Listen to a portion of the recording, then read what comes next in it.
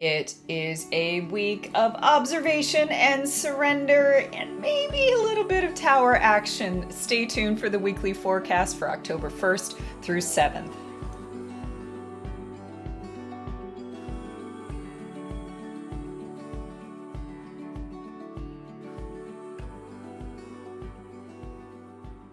Hello, playful souls, and welcome to your weekly forecast. Today we are going to be looking with the deck the Osho Zen Tarot, and from October 1st to October 7th, this is the reading for October 1st through 3rd, which is the Sunday, Monday, Tuesday.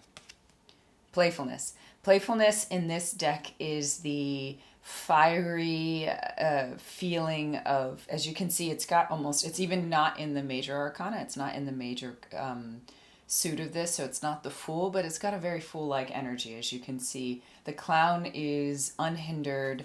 There's no real need to cover up. He's got a suit on that feels very freeing.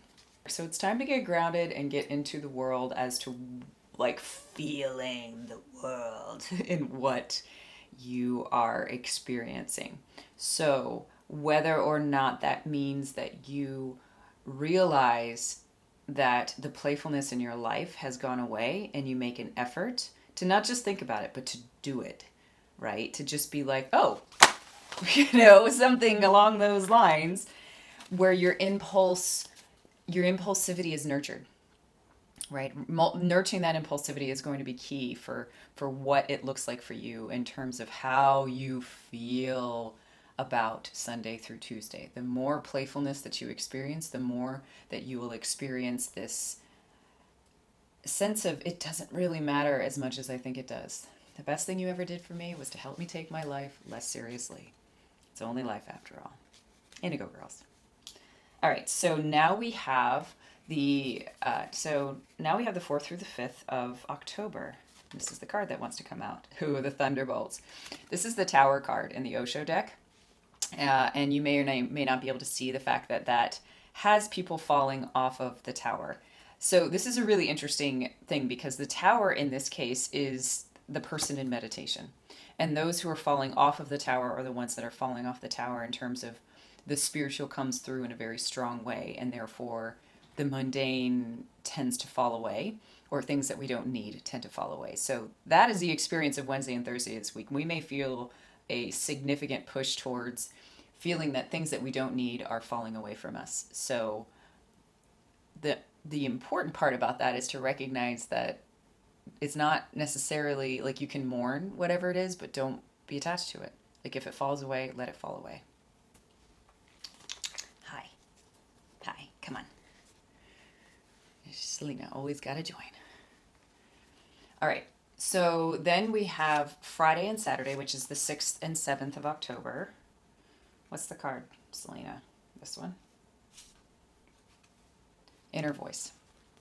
Okay, so Inner Voice is another of the major arcana. The Inner Voice is the 2 in the major arcana, which is of this particular deck, which will sometimes, speak to the fact that as we move and progress through the major arcana in any deck, whether it's the Osho deck or another deck, we have the Fool, the experience of being the Fool, and we are foolish, and then we start to go through our transition. And the first step of that transition is the inner voice. And when we recognize that inner voice is something that we need to listen to in this moment, that's wonderful. When the inner voice becomes too loud, that's when we recognize that there's a need to listen more to that impulsivity of the body and kind of what the body and the emotional body is wanting to do. Sometimes the emotional body and the physical body feel almost as if they are connected, and that mental is just kind of sitting out there. And if that's the case, listen to the spontaneity of the physical and the emotional. And that is, it's interesting because you would think that the guidance would be listen more to your inner voice, but this feels more like it's be mindful of your inner voice, but don't necessarily become attached to it, and notice any attachments that you may have to it. And so now we have the entire week of October 1st through the 7th, which is existence. And it's so fascinating that this is the one for the entire week, because what you can see is that in this card, this person is just observing existence. And in the process of observing existence, we can be playful with that existence. We can play with it and not take it so seriously. And then we can also, listen to that inner voice. We can also have the experience of, the thunderbolt, right? Like just watching existence as it chooses to fall away or not. And that is the key with this entire week, is that there's going to be a lot of observing of the states. It's almost like a State of the Union here in October, in which we're observing a lot. We're being playful a lot with the contents of our observation, and we are not becoming attached to it. So it's a very esoteric week, and it's one that it's good to really ingest and really express that playfulness so that we can handle the thunderbolt experience, and then that inner voice coming in, and that overall looking at existence.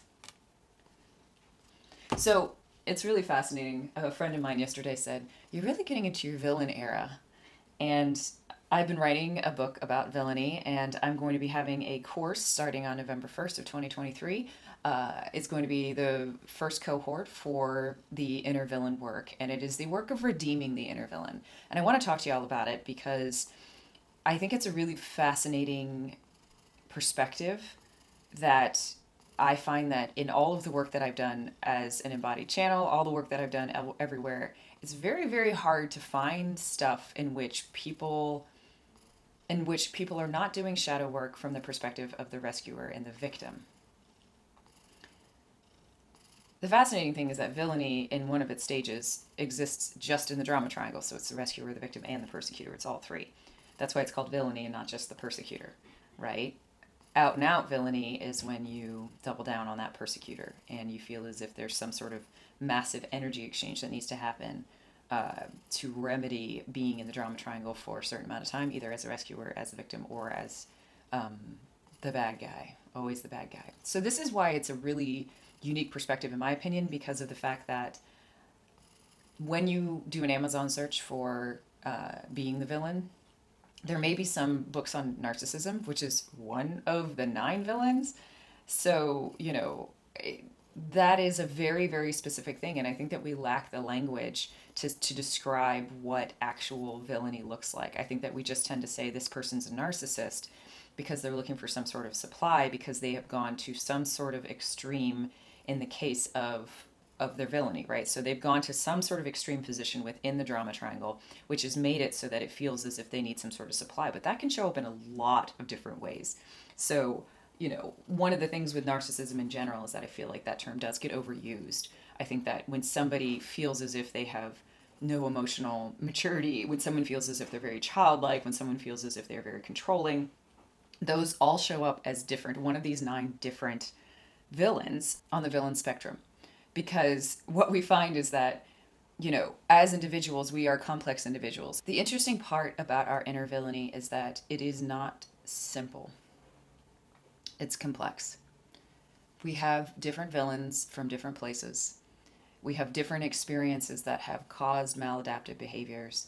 And the reason I'm so interested in this is I'm interested in evolving our language away from simply narcissism and into a very much more specific perspective on what is it that is the thing? Like, what is the thing? Like, what is it that you can actually identify in another person that says, I don't actually want to be with this person anymore, but that is like so, so far down the list. This is primarily not a list for you to say that person's a villain. This is a list for you to say, this is how I am the villain. So often we want to revere, as I say, we revere the rescuer, we venerate the victim, and we poo-poo the persecutor. We really put down the persecutor. The persecutor is the obvious place of blame. The persecutor is the one who everyone's like, well, they're obviously the bad person, without recognizing that within the timeline of their life, they most likely were the victim earlier in their life. And we blame them for not coming to an awareness of their situation and healing their generational trauma or doing any of these things. We still blame them for not moving away from the perspective of becoming what I call a stage 3 villain, a pure abuser or somebody else's origin villain. And I think it's really important to recognize that there is so much nuance in that, and and it really is a spectrum as to how we can show up. But everybody who's on the spectrum is contributing to the villainy that we see in the world. It's not just the people who are stage three villains of, who are expressing their inner child, who I call the Norman Bates, so that they're just, out and out narcissists and having to get supply and like turn everybody into their mother or father. And so that's a really important distinction in this. And I really encourage you to tune into this channel. I'll be doing a lot more on villainy in this channel, as well as on my Instagram handle and my TikTok handle for Play Conscious, which is my company. And so you will be able to see a lot more about villainy if you are interested, as well as take the quiz.